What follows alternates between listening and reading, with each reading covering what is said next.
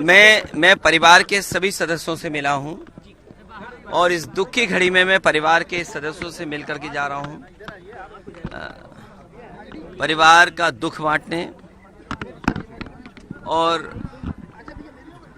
जो घटना हुई है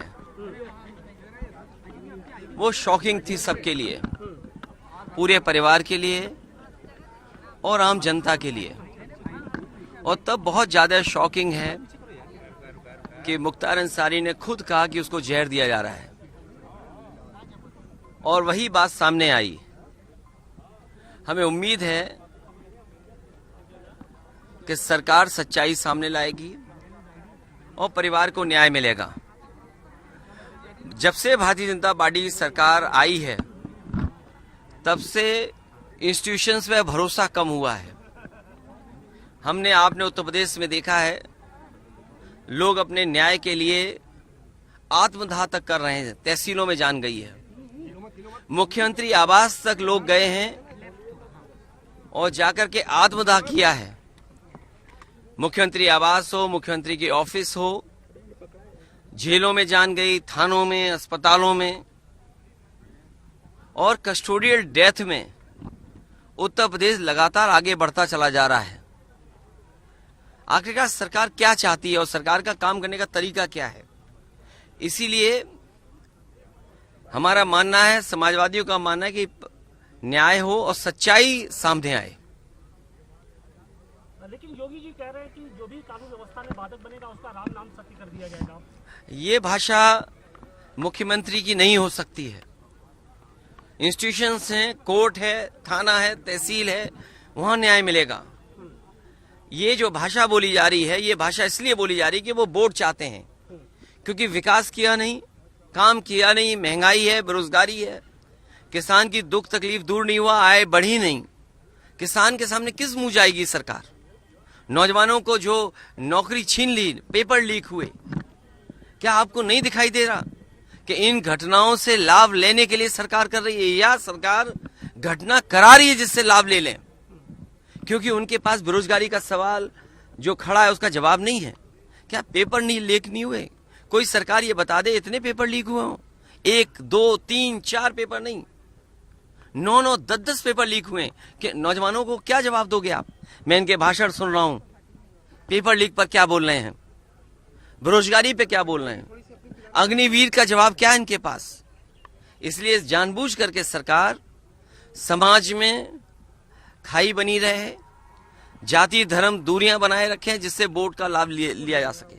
ओवैसी साहब यहाँ पर आए थे, उन्होंने कहा कि देखिए हम तो आ गए लेकिन अखिलेश यादव अभी वो नहीं पहुंचे। मैं इन बातों में नहीं उलझना चाहता हूं।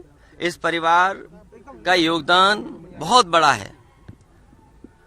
इनके जो हमारे साथ दोनों साथी खड़े हैं, मनु अंसारी, उमर, इनके परदादा क्या स्वतंत्रता आंदोलन में, स्वतंत्रता की आजादी में क्या योगदान नहीं रहा? क्या उनके दादा और नाना का बड़ा योगदान नहीं रहा? तो ये वो बातें हैं जिनको ये सरकार छुपाना चाहती है। सर, डेफिनेटली ये वेल प्रतिष्ठित परिवार है। इस प्रतिष्ठित परिवार के तहत हमारा ये कहना है सर कि अभी बहुत सारे लोगों ने, यहाँ तक कि उत्तर प्रदेश प्रशासन और भारत प्रशासन ने यह कहा कि मैंने 5 बार विधायक रह चुके हमारे माननीय मुख्तार अंसारी जी, और लोगों ने माफिया और तमाम तरह की चीजों से कहा। इस पे आपका क्या कहना है सर?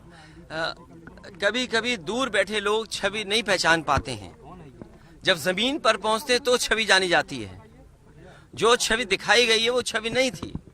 परिवार के कितने सदस्य रहे हैं, जैसा मैंने कहा कि आपने मुख्तार अंसारी नाम लिया, उनके दादा, उनके नाना का योगदान क्या देश की आजादी में नहीं रहा? किन परिस्थितियों में, किन वजह से चीजें बदली, लेकिन समाज और परिवार, और खासकर ये परिवार आज भी गरीबों के दुख दर्द में शामिल है। क्या आपने नहीं देखा कि जन सैलाब यहाँ पर आ गया? वो लोग जिन्होंने यहाँ पर परिवार के साथ खड़े होकर के ये बताया कि वे परिवार के साथ हैं। क्या प्रशासन नहीं भेदभाव कर रहा था? क्या सरकार भेदभाव नहीं कर रही थी? आप, हम जितने लोग हैं, क्या हम ये स्वीकार कर लेंगे कि नेचुरल डेथ थी? क्या आम जनमानस में ये भावना नहीं है कि कुछ सरकार छिपा रही है? और रशिया में क्या एक लीडर ऑपोजिशन को जहर देके नहीं मारा गया? रशिया में नहीं मारा गया क्या? कितने लोगों की जान चली गई? रशिया में अभी लीडर ऑपोजिशन को इसी तरह जेल में रख करके, और जेल में नहीं जहर दे दिया गया? आप सोचो, भारत सरकार पे आरोप है लगा कि आप हमारे देश में हत्या करा रहे हो। क्या कनाडा के प्राइम मिनिस्टर ने भारत पर आरोप नहीं लगाया? क्या अमेरिका में आपने जिसको सुपारी दी थी वो नहीं पकड़ा गया? एक अधिकारी और एक व्यापारी मिलकर के एक हत्या कराना चाहते थे अमेरिका में, वो व्यापारी क्या जेल में नहीं है? सोचो आप, क्या कल्पना करोगे आप? भारतीय जनता पार्टी जो कहती है हम विश्व गुरु बनने जा रहे हैं, हम विकसित भारत बनेंगे, क्या विकसित भारत की यही डेफिनेशन होगी कि हम दूसरे देश में जाकर के हत्या करा देंगे? क्या भारत पे हत्या का आरोप नहीं है? एक व्यापारी, उसने $1,00,000 देने की बात की और हत्या कराने की प्रयास किया, दूसरे देश में पकड़ा गया, जेल में है। भारत सरकार का अधिकारी शामिल था। क्या कनाडा के प्राइम मिनिस्टर ने भारत सरकार पे आरोप नहीं लगाया? क्या रूस जैसा पड़ोसी देश में क्या एक लीडर ऑपोजिशन की नहीं जेल में हत्या हो गई? इन बातों को सब जानते हैं आप। तो क्या हम जो विपक्ष के लोग हैं शक कर रहे हैं सरकार पे, तो क्या गलत कर रहे हैं हम लोग? मुख्तार अंसारी साहब की शख्सियत को किस तरीके से आप देखते हैं? जनता में रहे, जनता की सेवा की, उसी का परिणाम ये था कि इतनी बार वो विधायक चुने गए। जो व्यक्ति इतने वर्षों जेल रहा हो, उसके बाद भी जनता जिता रही हो, तो इसका मतलब परिवार और उस व्यक्ति ने जनता के बीच में रह करके उसका दुख दर्द बांटा है। और मैं समझता हूं पत्रकार साथी जो सवाल पूछ रहे हैं, वो सोशल मीडिया का जमाना है, आज वो तमाम स्टोरीज वहां पर हैं कि किस तरीके से परिवार ने लोगों के बीच काम किया, उनके दुख दर्द में शामिल रहे हैं। लोकतंत्र में जो जनता का दुख दर्द नहीं बांटता, दुख दर्द में नहीं खड़ा होता, उसके साथ जनता भी नहीं खड़ी होती है। और वो जिस दिन खबर सुनी लोगों ने, और आज तक जिस तरीके से परिवार से लोग जुड़ रहे हैं, ये बताता है कि परिवार के लोग जनता के बीच में रह करके उनके दुख दर्द को समझते हैं। केशव प्रसाद मौर्य का भी एक बयान है, आज सुबह सुबह आया कि समाजवादी पार्टी हमेशा गुंडे माफियाओं के साथ देती है। उनसे बड़ा गुंडा कौन हो सकता है? आप अगर गुंडे की तस्वीर देखोगे तो उनकी भी लगा दो एक तस्वीर। ये कोई बात हुई? अगर डिप्टी सीएम ये बात कर रहे हो, एक डिप्टी सीएम की भाषा ये हो, इसीलिए मैंने कहा एक मुख्यमंत्री और डिप्टी सीएम की भाषा ये नहीं हो सकती है। ये लोकतंत्र खतरे में है। मुझे उम्मीद है कि देश इस बार अपने बोर्ड से ये तानाशाह सरकार को हटाने का काम करेगा।